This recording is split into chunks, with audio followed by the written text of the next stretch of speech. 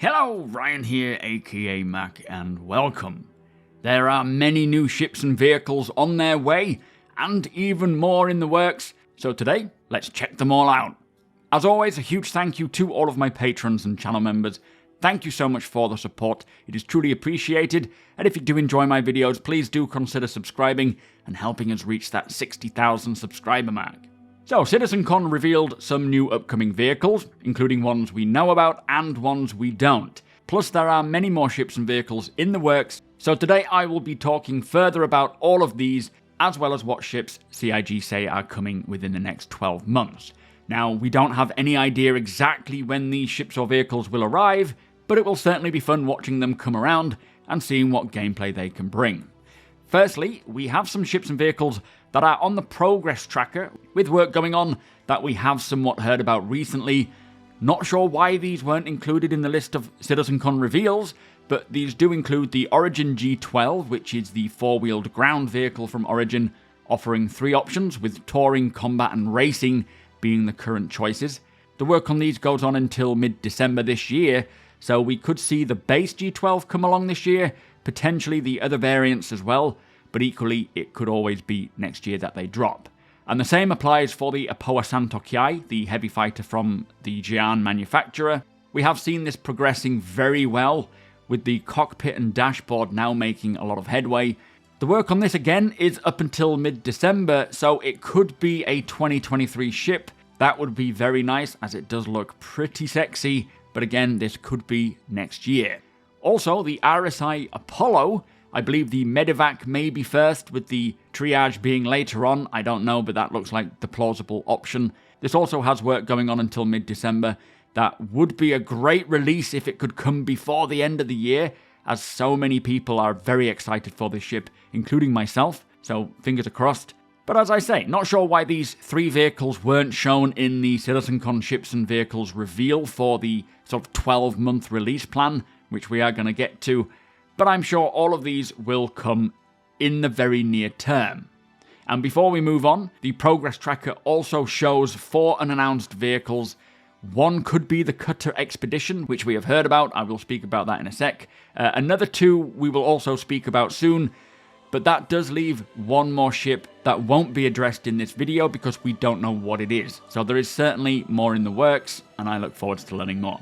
Anyway, before checking out the vehicle reveals from CitizenCon, the ships that will come in the near future, that we know about scheduled for a 321.x patch, this could be 0.1, 0.2, 0.3, it really depends on what they need, likely in November for the IAE, or at the end of the year for the 322 patch.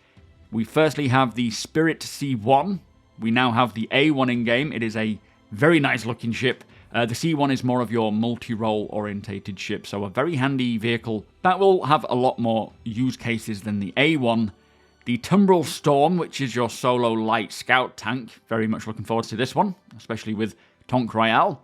The Argo SRV, which is the ship to tow disabled or derelict ships, or even cargo as well. I do keep forgetting that the Argo SRV will be very handy for lugging those 32 SEU boxes short distances. And potentially the Drake Cutter Expedition, which was yet to be properly revealed, but we do know exists, so it'll be interesting to see when that one will come along, as we know the Scout has now dropped, but I feel like all those ships, maybe excluding the Expedition, we will see, could come along in the next couple of months. Now, let us get to the list of ships and vehicles that will be making their way into the game within the next 12 months. Again, some of these we know about, some of them we have never seen before, but the first one looks like a hover superbike style vehicle. I don't think it's the Ranger, as that is a ground vehicle with wheels, and this looks more like it has hover capabilities, but it does look like some form of compact superbike using gravlevs, which would be a very cool addition, and I do like the look of what we currently see, which is more of a blurred image. The second vehicle is the Origin X1 and its variants. As we recently saw in Inside Star Citizen, this is a sleek gravlev bike from Origin, which looks like it'll be pretty quick and possibly utilize some of the Jian anti-grav tech as well. This will be a lovely addition to the already interesting lineup of gravlev vehicles like the Nox, the Dragonfly and the Hoverquad, and I am so looking forward to gravlev racing expanding. I'll definitely be seeing how far I can push my Dragonfly. Now, the third vehicle looks to be a variant of either the Ursa rover or the Lynx rover. Looks to be more like the Ursa to me, and the potential for what this could be is pretty huge. I really hope to see either a medical variant or a camper van style option, but it could be for racing, it could be for cargo, or anything else for that matter. The potential, as I say, is quite large with what this rover could be, but my guess would be medical, camper van, one of those two. Now, number 4 in the list is an Argo variant that was pretty much revealed during the Hull C trailer, used for moving cargo boxes to and from ships and stations, and likely heavily needed for when these cargo updates come along, which should be rolling out hopefully a bit this year, but more likely next year, but I think it'll be a very useful support vehicle. Now, number 5 is a bit of a mystery, but I personally feel it's the Aegis Nautilus mine-laying ship. Now, if you look specifically at the silhouette, and then look at the top central detail right on the top, in the middle, and its VTOLs, it looks to match up for me. Now, this could be something completely different, but if it is the Nautilus, then this vehicle will allow for players to lay mines, and turret mines, I believe, or sentries, which could be something we see come along, especially with base building kicking off its work next year, and with the ability one day to build in space, being able to protect yourself with mines and whatnot will be vital, really. And especially now that Squadron 42 is feature complete, as this could have been a ship needed for the single player campaign, but we will have to wait and see. Do let me know what you think this is, and if you think it is the Nautilus. If it is, we could see it come along for Invictus in May next year. But yeah, very intrigued by this one. And for the next ship, number 6, this appears to be a completely new ship. I have not seen this design before. The verticality of it could indicate a ship from the Xi'an Empire, as they do incorporate verticality into their aesthetic, but the way that the cockpit and the arms stick out remind me heavily of the Banu Defender, so I am very much torn between those two races as to if they own this ship. It could equally be a human manufacturer, but I do not know. It's quite a sizable ship as well by the looks of things. Not massive, but maybe a medium multi-crew size. That would be my guess. Again, do let me know what you think this could be in the comments below. Now, the 7th ship is quite a nice surprise. It is the Anvil Legionnaire, which was announced during Invictus launch week last year, and is a militarized boarding ship. Now, this ship is designed to allow the pilot to attach to the target ship docking collar, while the co-pilot hacks into the ship systems to bypass security protocols. And this will then allow 10 fully armed troops to board that ship using its extendable tunnel. Now, I was not expecting to see this ship come along anytime soon, really, as this requires the hacking mechanics, which we are yet to see. Last we heard, one of the devs had a great idea to make it even better from what we were most recently told, which was one method being a Pac-Man style approach and avoiding sentries, but also offering a more real-world style of hacking with inputting codes. Now, we don't know exactly what this new great method will be like, but if they are planning on releasing the Legionnaire within the next 12 months, again, this could be an Invictus reveal, with it being more of a militarized ship, then they must have the hacking system on its way as well. Likelihood is, the hacking mechanics were needed for Squadron 42, and now they are taking that and applying it to the persistent universe, so I really look forward to seeing this ship come along, and the hacking system as well, and I really hope we get to try out this whole hacking mechanic using the Legionnaire in the experimental modes, maybe first, like we heard about the engineering systems. I think that will be a good way to test it thoroughly and refine it so it's ready for release.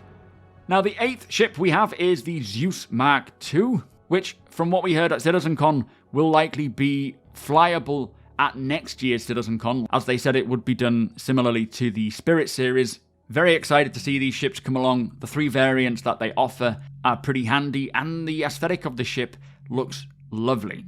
But there's not really much more to say about these, as I'm sure you've heard all there is to know about them. Now, the 9th ship is the Aegis Retaliator, which is the modular ship that currently we only have the bomber variant in the persistent universe. And this is a very old ship. This has been in the game for such a long time and is heavily used in Squadron as well. And CIG did say that they are using this ship as the forerunner for ship modularity. And now that they have sorted the sort of blocker with getting the room systems to properly communicate between each other, we should actually get to see this ship come alongside ship modularity as well. And once modularity is in, This opens the possibility for so many ships and vehicles, and for the Retaliator, this will hopefully mean getting all the other modules like the cargo option, living space, and dropship module as well. And then the 10th and final ship is the RSI Polaris. Now I won't go too far into this, as I have just released a video talking about the latest information about the Polaris and many other ships as well, just updating you all on the status of what's going on. But seeing this ship come into the persistent universe within the next 12 months, with the team then transitioning on to working on the Galaxy, will be such a win for so many backers. So really happy to see that one announced.